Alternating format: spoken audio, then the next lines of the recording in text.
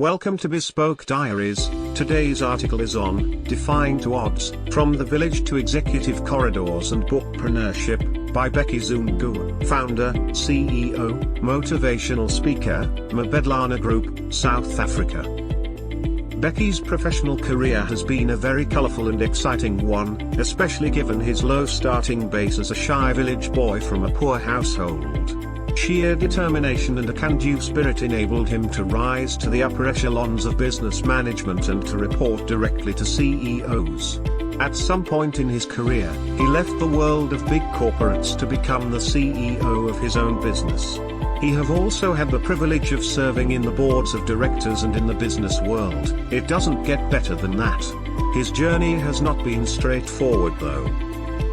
Whilst the desire to document and share his life story has always lingered in the background, the inspiration to start writing came from the challenges that he came across when he finally made the bold transition from being a full-time employee to running his own consulting business, Mabedlana Group Consulting, proudly named after his village.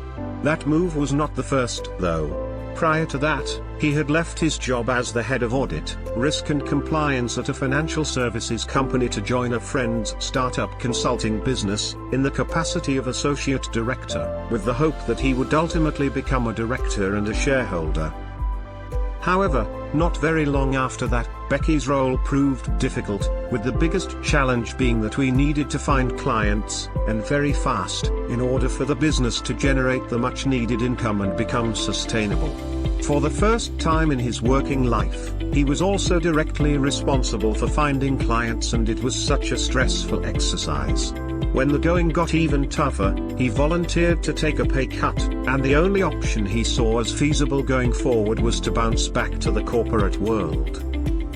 Therefore, he joined a big African telecommunications company, as the senior manager responsible for the risk management. However, the desire to be his own boss was too strong, as it was something he always intended to do from his university days.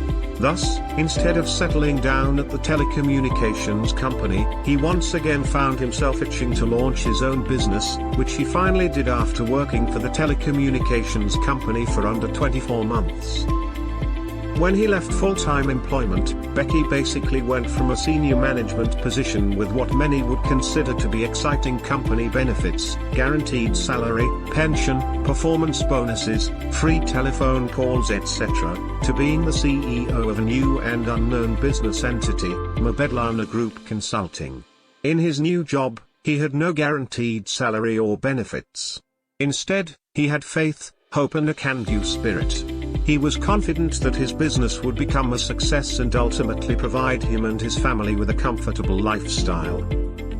When he ultimately started his own business, his wife had somehow experienced what it entailed, based on his days at the friend's startup consulting business, but he assured her that things would be different because, unlike at the friend's company, he would be completely in charge of his business.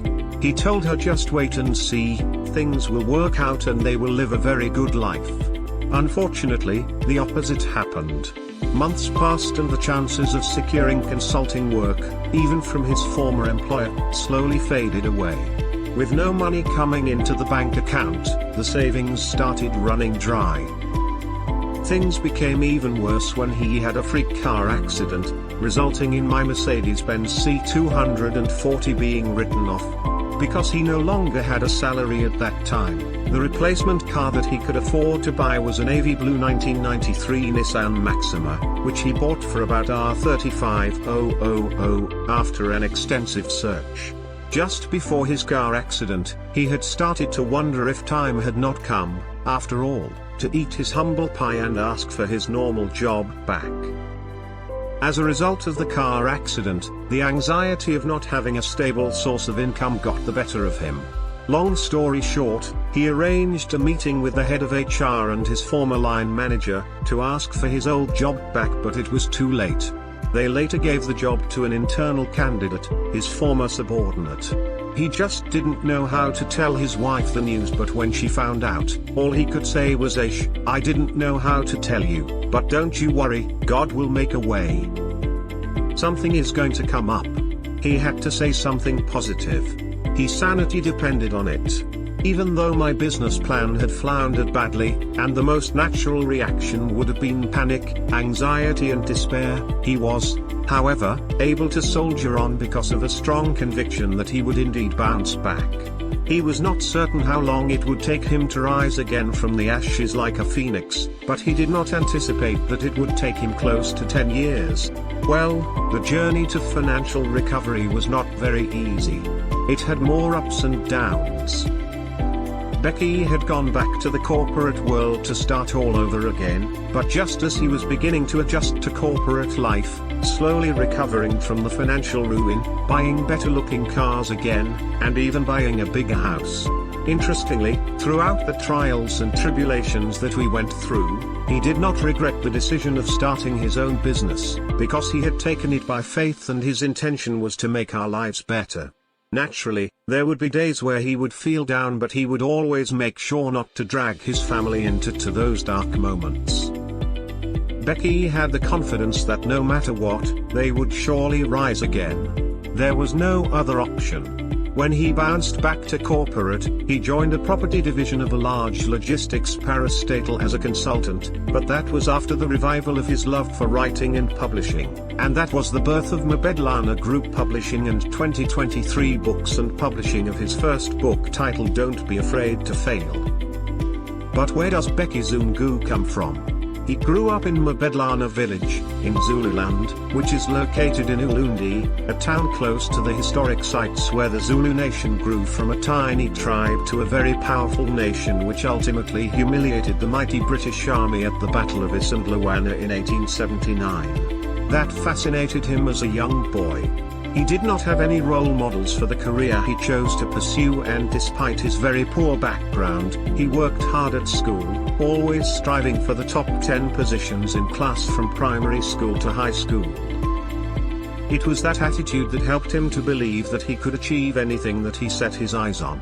That is why he was able to force his way to university even when he had not secured any funding, and his father had passed away in the middle of his grade 12 studies.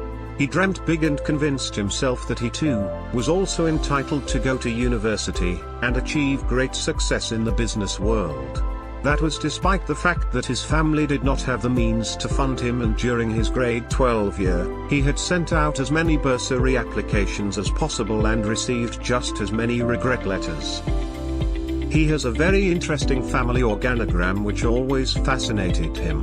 His father was born in 1906, and his mother was born in 1937, and that is a 31-year age gap between them, making it a serious chicken murder scenario. His father was, therefore, already 67 years old when he was born, another fascinating for a curious boy that he was, because he had cousins who were born before the 1940s, and his maternal grandfather was his father's age. Because he spent his formative years with his maternal grandmother, he was inspired by his maternal grandfather's small holding, called Mpokabalangu. Loosely translated, it meant the one who forces to be a white man, because he modeled his small holding on the ideas he got from the white farmers where he had worked as a young man. The small holding had all sorts of fruit trees, i.e. orange, nachi, lemon, pawpaw, guava, prickly pear, mango, peach, pineapple etc., which were beautifully set up in a row formation. The two main things he learned from his grandfather were patience and the importance of hard work, which are the traits he possesses. He is very passionate about career guidance, workplace readiness and small business development initiatives, and has made presentations in various locations and has also engaged with young people through regional and community radio stations. During his training at a firm of auditors, Deloitte, he was actively involved in Project Siakula Accounting, in which he and his colleagues provided high school learners from Atteridgeville Township with extra accounting lessons. This love for empowering others started at a very tender age when he taught Sunday school at the church, where his father was a preacher, and interestingly, his wife was one of the learners there, but that is not to say that is where he earmarked her, no. It is this passion for social entrepreneurship that led to him establishing Mebedlana Group Foundation and Mebedlana Group Awards, through which he advanced his community development initiatives.